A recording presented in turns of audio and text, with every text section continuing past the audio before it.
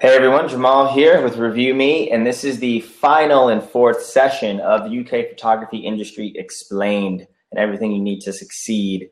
So far, we've touched upon what it's like in the general UK photography industry. We've also touched upon how you can build your brand, followed up by how to reach out to commissioners and agents. And this final one is, should you get all the way to getting an agent or getting a deal, this is all about the contracts and what to look for and what to avoid. So with that, let's turn it over to today's instructor, Jennifer Turner. Hi everyone, and thanks Jamal. Today, like Jamal just said, is just a bit of a wrap up, having gone through all the different elements of this session, and I just wanted to sort of finish on the contract stage, really, what the lookouts are in terms of making an agreement with the agent and sort of moving forward and kind of trying to keep a healthy relationship moving forward. So we're going to start just really going through the finance stuff, and we'll keep it short because it's quite boring until you get to the point of having that stuff in front of you. It might not necessarily make sense. So you might want to save it for once you do have that point of contact with an agent, and then it will sort of all come together then. So when you're looking at the financial arrangement, that kind of breaks down into three different areas. You've got the fees. What I've put in here is production fee, and I'm sure if other agents were watching me, they'd go, oh my goodness, why are you talking about that? And then the expenses. So as a rule, I think it's as a rule, traditionally, a photographer and agent would always split their fee 25%, 75%.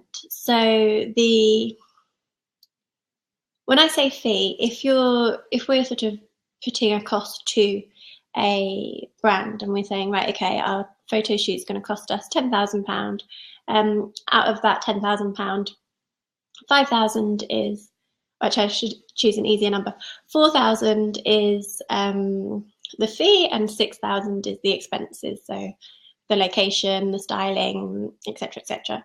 When you're looking at the 4,000, that is your shared fee with your agent and the photographer. So even if it says photographic fee, that's where the agent gets their money from too. So the idea is that the photographer keeps 75% of that and the agent keeps 25% of it. There are some places that do 30% and 70%, and if someone says that to you, don't go, whoa, they're ripping me off. Just get them to explain why. A lot of the time that can be because the 30%, they'll include their office expenses within that. So instead of charging you separately for expenses, they'll say, okay, as an all-in fee, we'll do it for 30%. And you might prefer that. It depends what sort of person you are when it comes to your money, whether you like to just have it sort of wrapped up and done on a job-by-job basis. I know there's some agents who charge for expenses at the end of the month. There's a sort of monthly fee as well. So, just it can be anywhere between that. If it goes above the 30% markup for the agent, then I would say question it. Anything above 30, I'd want to sort of really justified reason why they're trying to take more money than that. And I don't think I've ever come across someone charging more than 30% as their agent fee. So when we get to the expenses, I actually had someone ask me this the other day, sort of what do you mean by expenses? So you have your shoot expenses, which are, again, like your locations, your permits, the lighting equipment, all that sort of thing.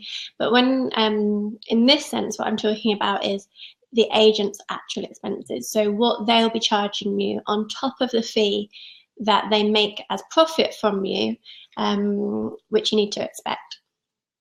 So those things tend to include stuff like couriers, if they're sending your portfolio to different agencies or documents to different places, a lot of the time that stuff will get charged back to either you or to the job that it's on. So if you're working for AMV and you're sending a portfolio in, then that cost will get allocated somewhere.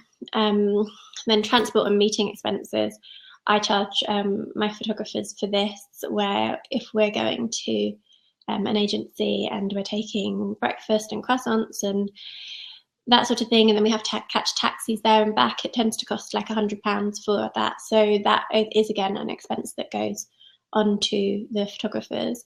And then marketing costs.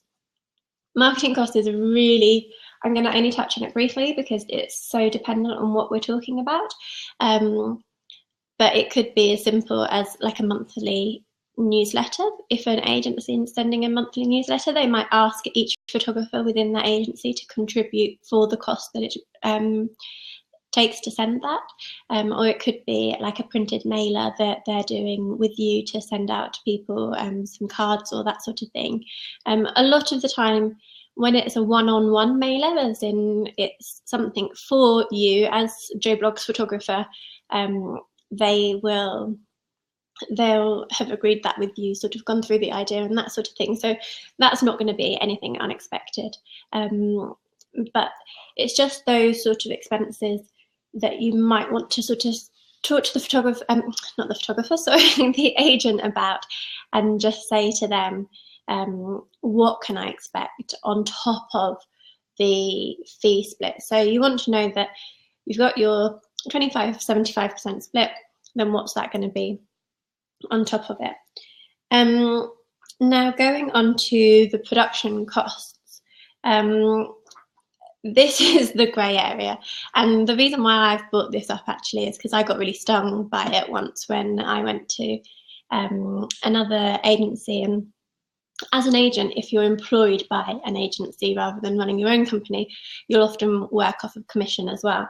And so with I went to a new place and I was slightly naive and was like, right, okay, yeah, this is what my commission is going to be.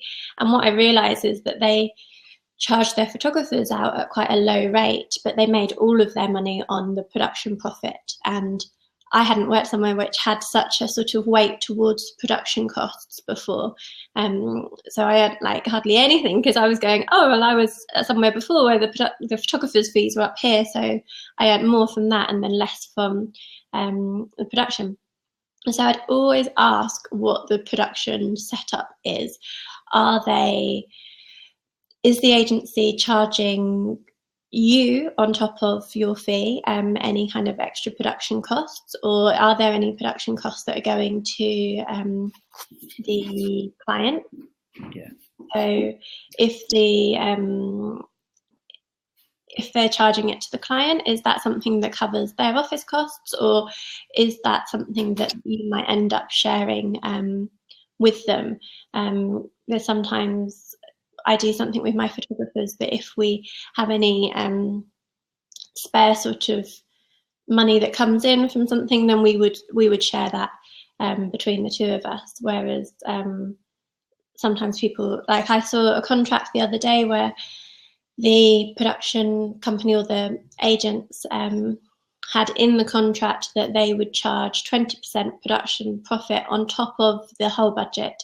And that would be kept by the company and not by the photographer. So that for me seemed really high, but just what I would suggest is you want to know that stuff before you sign up, just so that it doesn't get down the line and you look at the budget and you go, hang on a second, what's that money for? Because then that will sort of create bad feeling between you and the agent. So the most transparent you can be, the better. I'm just trying to think if that's everything on the production cost. Bear with me 1 second. Okay, so and then the last thing with that is when we're talking with a production in mind, the one thing that we should consider is your lighting and equipment and camera and that sort of thing. If you own those materials yourself and you've invested money into them, it's quite normal practice that you would then charge that money on to the client. But I'm not saying like if you've got a £20,000 camera back that you put that on, but you might say, okay, for every day's shoot that I do, I'll charge £200, which then goes towards the fact that you have owned and invested into that equipment. So again, maybe just talk to your agent about that and check that that's something that they're happy with or that they support, so that you can have a bit of an idea moving forward what a shoot will end up meaning for you financially. So moving on from that, we'll go on to talking about contracts. Now, the contracts are going to be different for everyone. I know that in London we have the AOP, which is a really good place to look at for any kind of guidance on this stuff. Actually, they'll have a whole section in terms of the finances and sort of agreements, and I think they even have a photographer agent agreement on there that you can have a look at and download without charge, I think. So do have a look at that. But just to quickly go through the sort of things that you should expect to see on your contract. Here, there's just a bullet point list of the sort of headings that you'll find, and these are all quite normal things. Terms of agreement is just a really quick overview of what it is that you've agreed with them. Again, going back to the finances, whether it's 25, 75, 30, 75, 70. So that's something to take into consideration. Territory of representation. We haven't actually touched on this at all over the last 4 talks, but territory of representation literally means where is that agent going to represent you? We've been talking the whole time about UK agents since we've started on Review Me, but that's because I'm here in the UK and represent most of my photographers in the UK, but there's a couple of them that I only represent in the UK, and then there's 2 or 3 of them that I then represent worldwide, and that's really important to get clear where your agent is going to represent you. If you have more than one agent, which is quite normal, you just need to make sure that both of your agents are working in the same way. So like your agent in America knows that they take care of America and South America, I don't know, in Africa, and then I would take care of the UK, Europe, Australia, that sort of thing. So just so it's clear between all of the parties working on your behalf. Then it's the agent's responsibilities to you, so what that agent is going to do for you and your career moving forward. And then your responsibility to the agent, which I'm trying to think, I should have printed out a copy to have here with me, but your responsibility to the agent is pretty much being in contact when they need you, keeping your work up to date as and when possible. If you're going to be out of the country for a period of time, making sure that they're aware of that. Just really straightforward things like that, but it's quite good to have that stuff written down. Then your portfolio and website. Most of the time, although I have seen agreements otherwise in the past, your portfolio and your website are yours to manage. So the photographer should be paying for the portfolio, the prints for the portfolio, the sleeves for the portfolio, and your own website. So that is 100% your cost and isn't something that you share with your agent financially. The same with the agent. The agency's website is their cost, and they wouldn't expect you to contribute to that. So that's sort of where it's really clear between the 2 areas. Then remuneration and expenses. That is who bills on behalf of who. It's quite normal practice that the agency will bill for the job for you, and then once the money is paid, they then pay you your proportion of that. I would actually recommend there being some kind of clause in here about transparency on budgets. So if for any reason you wanted to see the estimate or the invoice, that you should be able to do that. And there's usually sort of a payment terms in there as well. So they might pay you within 30 days of receiving the money. And accounting goes across the similar sort of thing. Marketing is what we talked about earlier, sort of how they're going to market for you, who's responsible for paying for what, and then closing period. The closing period, it always seems slightly strange entering into a relationship, talking about how to get out of that relationship. But I would suggest it, actually.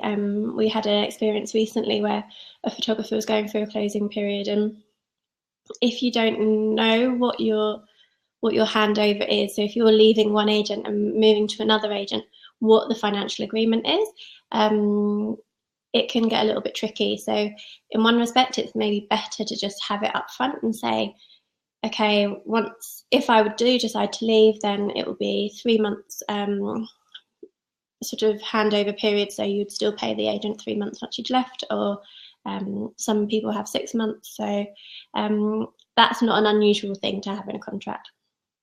Then just to say on that really about contracts is, in the UK, it's really divided. We have a lot of agents who have contracts with their photographers, but it's not unusual for people not to have contracts. So you have to decide that really. If you're talking to someone and they want you to sign a contract, then you should talk through and sort of say, why do you want me to sign it if you didn't want to? And again, if someone is quite relaxed about that, you're in every right to say, actually, I would like to have a contract in place, even if that's not something that you'd normally do. So, you know, it's there for you as much as it's there for them, and vice versa. So just making sure that I haven't forgotten anything in terms of those areas, and if you do have any questions following this, then I'm more than happy to send you through some of those things, or you can go to the AOP and download the sort of industry standard of how that all works.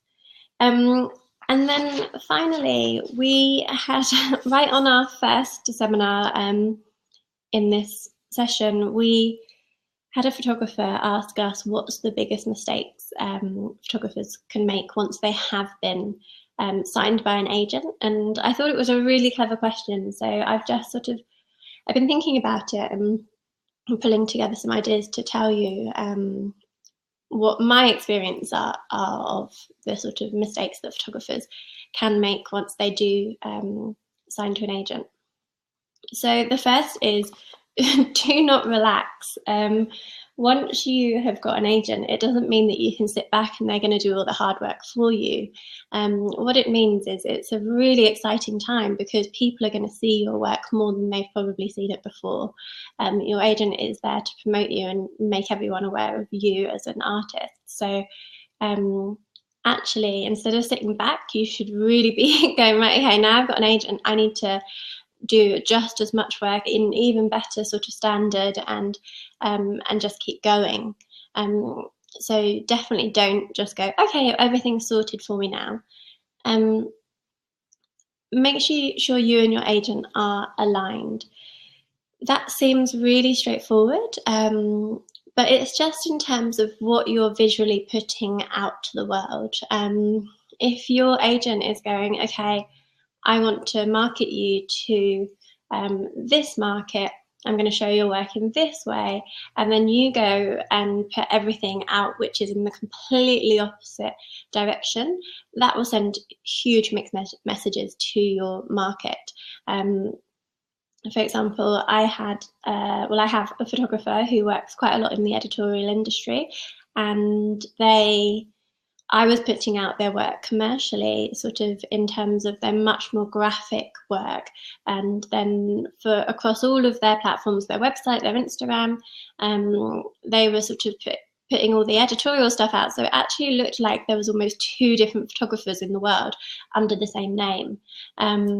So maybe just sort of, that could be a conversation to have with your agent in terms of how you're putting stuff out and making sure that you're putting the right work out at the same, well, not necessarily at the same time because that would be boring, but just sort of making sure it's aligned. Do not forget your practice. This is a really, I suppose, I want to say serious. I think serious thing to take on board, really. I've seen so many photographers get agents, and after a couple of years, they then get very busy, and they have a sort of period of between 5 to maybe even 10 years where they are the photographer to go to. They're fantastic, they make a lot of money, and they just work constantly. And if you're one of those people, then that's great financially. But what happens is most of those people then get to a point where they go, okay, I've just worked commercially for 5 years, been really busy. Now, who am I again? And it's about sort of just making sure that however busy you are commercially, that you still try and keep your creative practice up. So whether that's just shooting tests in the studio or working on work that you want to direct yourself. So instead of just doing what the commercial job is asking of you, that you sort of do the work that you can put a creative input into. That could even be editorial. But it's just making sure that you keep on the same path, or keep it in mind that you go, right, okay, even if I'm going to be busy on commissioned work for the next year, what is it that I want to achieve for myself? And again, this then leads into the next point, really, is thinking long term. I said in, I think maybe seminar 2, that we have to think about ourselves as businesses. So if you're, when you have got your agent, one, don't expect things to turn around like that month just because your agent has got you on their website and taken your portfolio out. It takes a really long time. So I often say to my photographers, you're sort of looking at about a year from when we take you on board to then when you get your first commission. And a lot of the time it's sooner than that, but if it's not sooner than that, it's nothing to worry about, because actually it takes people a lot longer. So your relationship with your agent is long term. So try it out, do the best you can, and make sure that you're really thinking about how you're going to work together in a long period of time. And then finally, the last one is, thank you, Jamal, be aware of yours and your agent's investment. So that is basically just be kind in terms of your time. Your agent is investing a lot of time into you, and you are investing a lot of time into your agent. So make sure that you're putting the time in the right way. And if for any reason you get to the point of going, oh, I don't think my agent's taking my portfolio out enough, or I'm not getting enough work, then talk to them, because in the end you are business partners. You are working in the same direction to give each other a career and move forward. So just make sure that you're looking after that relationship, because it is an investment. And then I think that's everything from me today in terms of the wrap up. And I really hope that that's actually given a good insight into the UK industry. It's always hard when I'm part of it. So I'm going, right, okay, what is it that I need to tell you about our industry? But, Jamal, is there any questions from you? Okay, we got something from Andrew here. I'll put this down real quick. Thank you. Okay. So the question is, regarding the closing period, would this agreement also cover clients you as the agent have found the photographer? What are the general rules of a photographer taking a client to their new agency? There's nothing you can do about it. In the end, the client is the photographers, not necessarily the agencies, because we work in an industry where it's so style focused.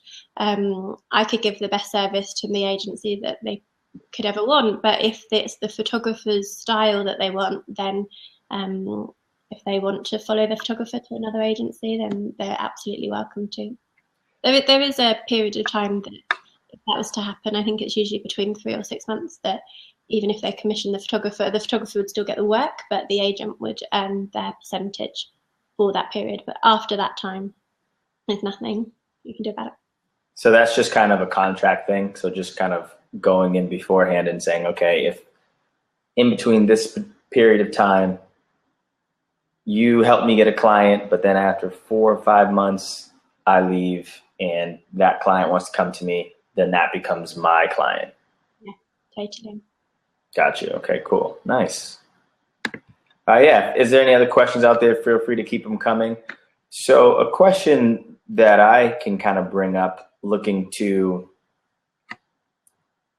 what you talked about would be with regards to the kind of friendly handshake thing where there aren't contracts.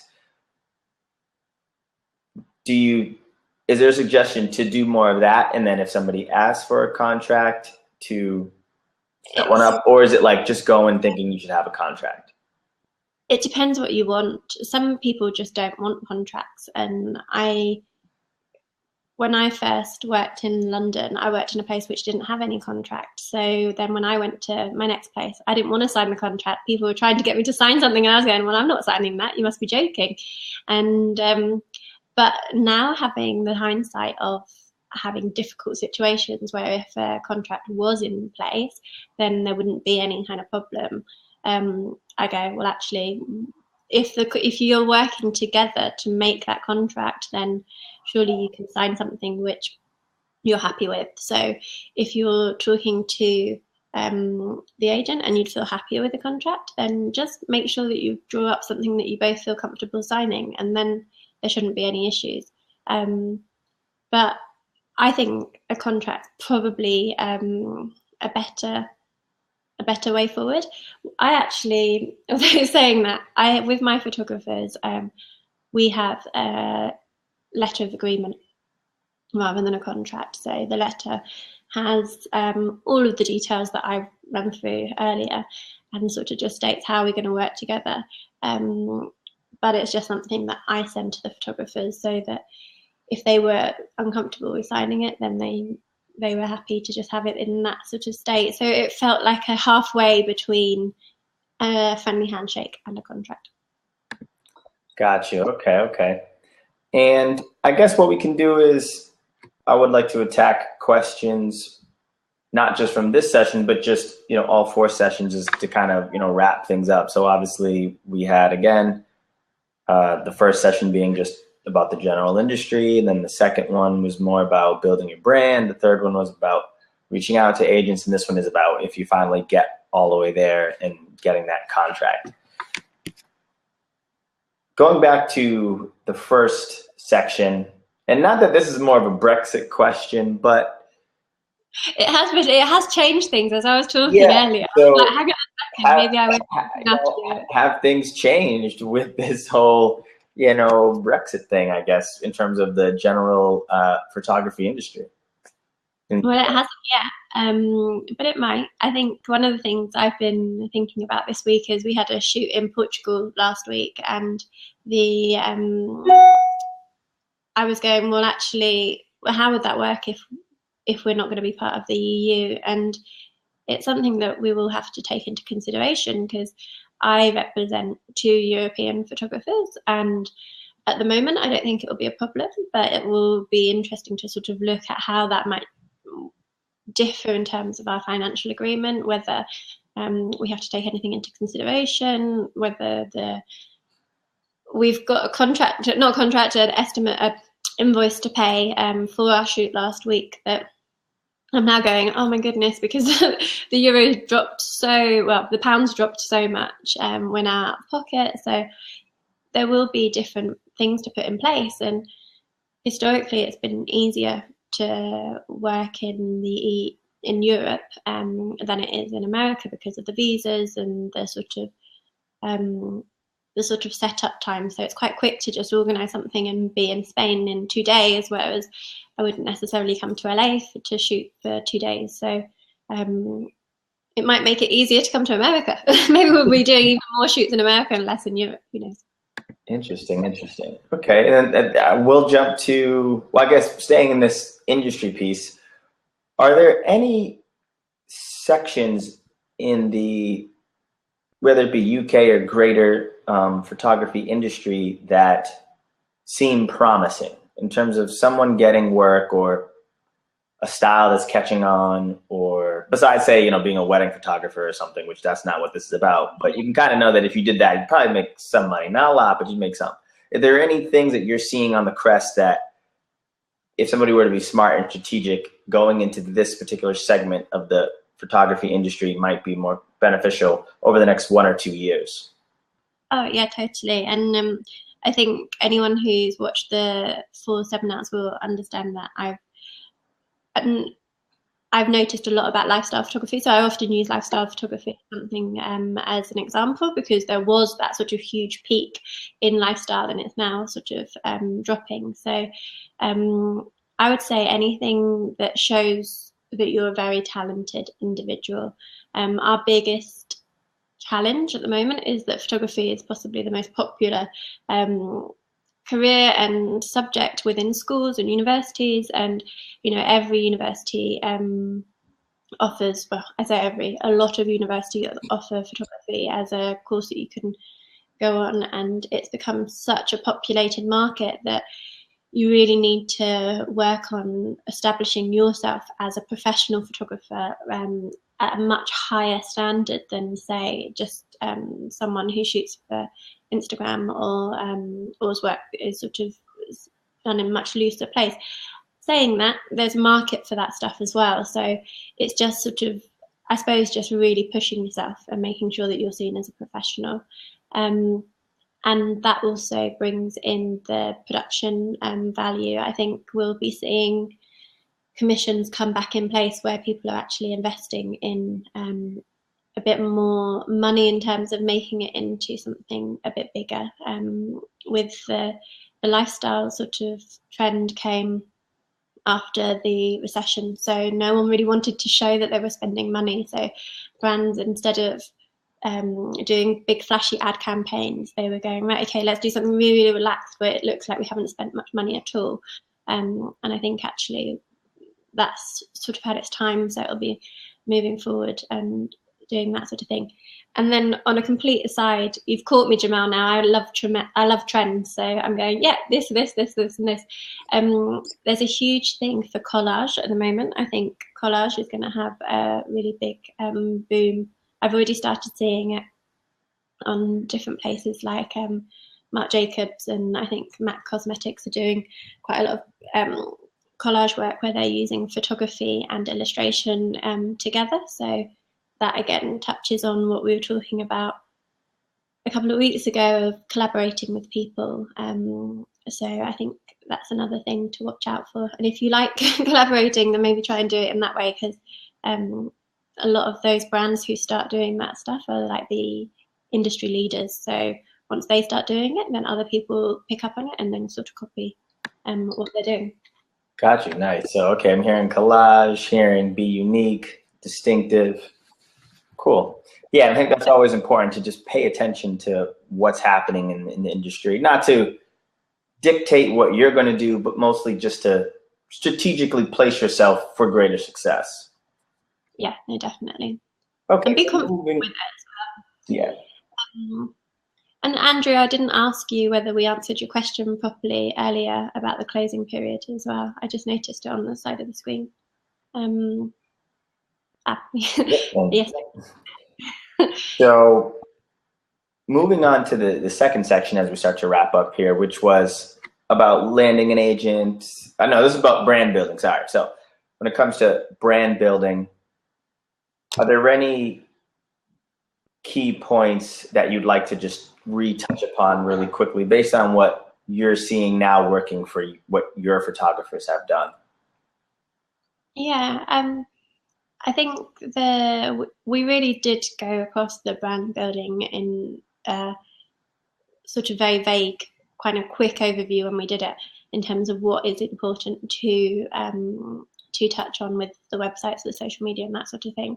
But on reflection, I think your personality is the most important thing, because people buy into style and that's what works for their campaign, but they also buy into personalities. So I think the more personality you can get through your work and your site, your social media and all that sort of thing, the more memorable it is. So make sure to try and don't be shy with it, I suppose, is the way of putting it, and just sort of make sure that people see you and remember you. That's what it's about. So you have to kind of shout about yourself in those places as well. And you don't have to do it in a big, like, I'm the big I am, but just make sure you're showing yourself off well. With regards to, okay, moving on from brand building, you know who you are, getting that agent, wrapping that up. It still seems like a lot of photographers, one, are prematurely reaching out to find an agent before they do all those things you mentioned. But two, not exactly sure, do they even need an agent where they currently are? One, where is the agent industry going? Are they becoming more agents or less agents? And then do people really need one? I guess that's always an interesting thing to talk about. Yeah, no, totally. No, you don't. You absolutely don't need an agent. An agent is a tool and they're part of your team. So in the end, like, it's like how you don't necessarily need a stylist in your shoot either. So if you want to shoot without one, then you can have one where you don't have to use one. So an agent is something that you really have to choose, whether you even want that situation. I had an interview years ago with a photographer who, I had this company come to me and they said, we'll give you some money to start up an agency, and you can have a budget and it will be amazing. And I was like, yeah, that'd be great, thanks. And they said, but you have to work with this one photographer. And I was like, okay, before we talk about it, let's meet the photographer, because if I'm not going to work well with them, then there's no point in sort of carrying on the discussion. And it was the best thing I ever did, because I did meet him and we were just so the opposite ends of personality.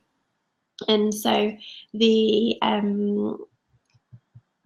he didn't want an agent. He sort of said that he wanted an agent, but when I met him, I was like, no, your personality is too big. You don't want to be part of something where you sit with other people. You just want to have your own stable and sort of move forward just as you, and not have anyone else's names around you. So you can either be that big where you don't necessarily want to have an agent to promote you, because you can do that yourself within your internal team, or you can be working directly to brand and have a solid kind of client base where you're working repeatedly with people. And if you're getting to the point where you've got a good 4 or 5 clients that you're working sort of on a monthly basis with, and you don't necessarily need a push or any kind of creative input, or you're quite happy, then you don't necessarily need an agent. So it really depends sort of what market you're in. Agents, it's a bit difficult because I'm not so experienced in terms of some of the other markets, but I work in the like the mainstream advertising industry, and in that industry it's quite key. Well, it's actually crucial, because a lot of advertising agencies won't commission photographers without an agent, because they feel like they need that support network behind the photographer.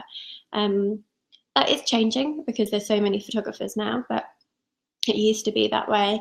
But then if you're working in a sort of world where you're going into design and interiors and that sort of thing, there's not as many agents in that world. So people are quite used to commissioning photographers direct. And so it really depends. And some people try having an agent and they don't like it, so then they leave, and then they're quite happy on their own. So having I suppose, to summarize, sorry, I'm waffling, an agent is good if you want to work with someone to get your work seen more. They can do your marketing for you, they can do your sales for you, but it's not crucial. If you're happy without one, then no one says that you need to have one. And then in terms of the other question you just mentioned, Jamal, was how's the agency industry going? It's actually really hard. In London, we've had a good handful of good agents close down in the last maybe 2 years. And I'm one of a new sort of breed of agents. I opened up my company a year ago. And there's actually maybe another 3 or 4 that I know of who've opened up at the same time as me. And I actually get people say to me all the time, what, you've opened up a photographer's agency? Are you crazy? And I'm like, no, I'm not crazy. I'm really loving it and I'm doing well.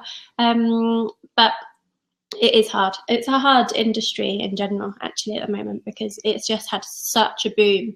And it's one of the reasons why I say you have to love photography, because you have to be able to put everything into it and sort of give it your all to be able to succeed. Nice. Okay, back. Just as kind of a side question, this is kind of, again, going back to some trend pieces, but you're seeing stuff where brands are now doing in-house agencies, production studios. What do you think about photographers joining either an in-house, like for instance, Apple has in-house photographers and production studios have photographers. Are you seeing anything happen there? Talk about that a little bit. Yeah, we are seeing that happen, and I know quite a few people who are doing that, because in the end it gives them a bit of stability financially, because if they can get paid by someone for like a week's worth of work and do it at a particular rate, for them it gives them the finance to be able to carry on being a photographer. I don't love it, because for me, I go, well, actually what happens is that they sort of take a little bit of, I don't know whether creativity is the right thing, because it's so different depending on brand to brand. But if you say you've got brand X and they get this one photographer who goes in and they employ them full time to shoot all of their collateral, what you end up getting is less opportunity for freelance photographers who have distinctive styles or distinctive sort of techniques to then work with those people. So financially, it works well for the brand. Sorry, hold on one second. There you go. Sorry. That's a business call coming in. We like it. Yeah, it's basically they can go to voicemail. Okay, it will finish in a second, so I don't know how to turn it off. So yeah, We'll just wait for you. So while she's waiting for that call to end, we will see if we can jump on any more questions from the crowd, if that's possible. Feel free to throw them our way.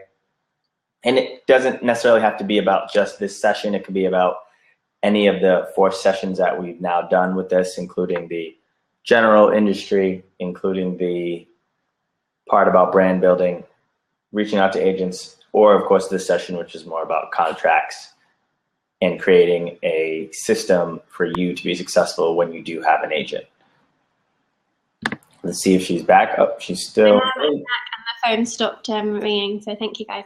Jamal, sorry, remind me what we were talking about, what the last question was.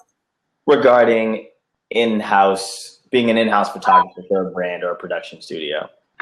Yeah, so for the brand, it's fantastic because they can offer someone like a solid wage, and it's a lot less than they would commission everyone else to work for. But you then get sort of a very sort of basic level of photography coming out, and because you then have a photographer who is probably skilled in one area, but they're not able to shine in that area, so they just shoot everything to a sort of mediocre level. And it means that you sort of don't have interesting work coming out. So I understand it on a brand point of view, because they go, oh yeah, we can stop spending this much money and spend this much money. But on a quality perspective, I think it suffers, and it suffers for us too. Gotcha. Okay. Doesn't seem to be any more questions from the crowd. So I guess one thing for those who watch this either now or later, it would be good to just get some feedback from you guys about what you liked, what you didn't like, where we can move forward if we decide to do a follow-up session, with Jennifer on whatever topics. Maybe we do something where we dig in deeper on one specific point to kind of go in more in depth on that. But, I definitely think this was great to hit all these different sections. I think this was a good, just kind of general take on the industry. And moving forward, we'll like to get feedback from the crowd to see how we can improve this and move forward. And Jennifer, if there's anything, one other key would be we have the 4 PowerPoints. We'll combine them into one, and then everybody who watches this will send that along so you can be able to follow back and forth. That would just make it easier. But yeah, I was going to say, Jennifer, if there's anything you want us to just add in general about any of the 4 sections or just photography in general moving forward, I think that'd probably be a good way to end it. I think other than what you just said, really, we designed this talk based on what we thought would be interesting for the viewers to hear about.